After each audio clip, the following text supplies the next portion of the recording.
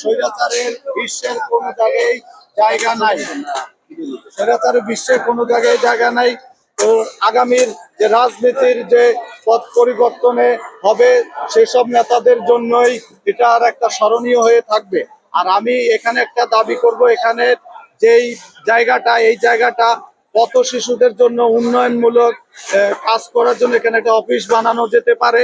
কারণ পথ শিশু ছিন্নমূলরা আসলেই কোনো কেউই কাজ করে না, এটা তাদের জন্য হেডকোয়ার্টার বানানো হোক।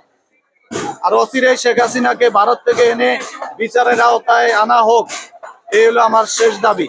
আর আমার দেশের মাধ্যমে আমার দেশ মজলুম সাংবাদিক মাহমুদুর রহমানকে অশেষ ধন্যবাদ। তার নিউজের আমার দেশের মাধ্যমে আমরা অনেক কিছুই এখন জানতে পেরেছি।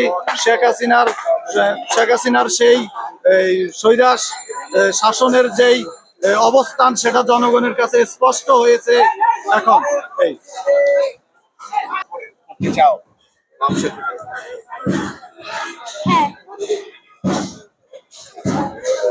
তোমার এখানে যে আশা বা এই ধরনের এখানে ভাঙছে কার কাছ থেকে জেনেছো?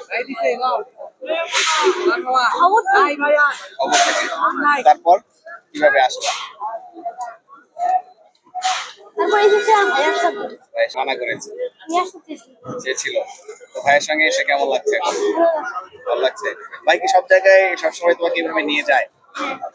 শুধু কি ভাই নিয়ে যায়, বাবা মা সবাই নিয়ে যায়?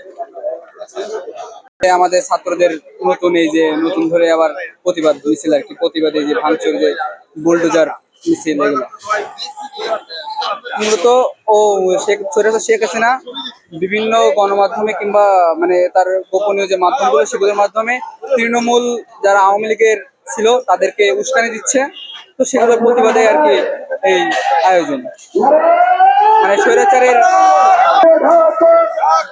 দর্শক দেখছিলেন ধানমন্ডি 32 থেকে কিভাবে তারপরে যে স্লোগান সেই ঠিকানা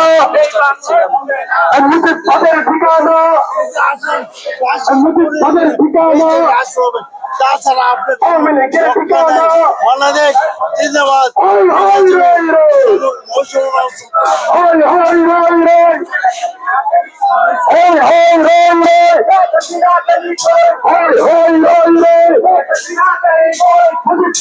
ঠিকানা